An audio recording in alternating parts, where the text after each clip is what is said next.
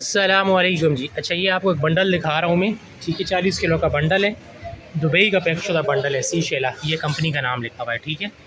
इस कंपनी का ये बंडल है 40 किलो का। ये लेडीज़ दुपट्टे हैं इसमें, ठीक है।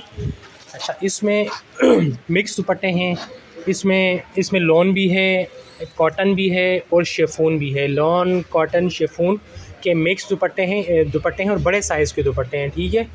और ये देखिए, मैं एक आध दिखा भी देता हूँ आपको, ये दिखाना हूँ।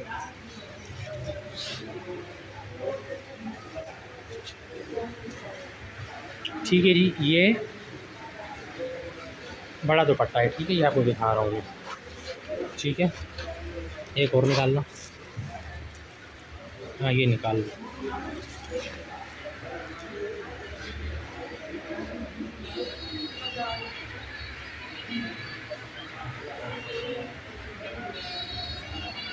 वैसे ये बड़े साइज़ के दुपट्टे हैं, ठीक है।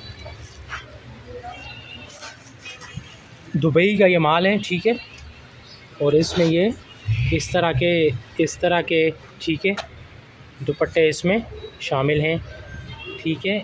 माल के हिसाब से इस बंडल का रेट भी मुनासिब है, ठीक है।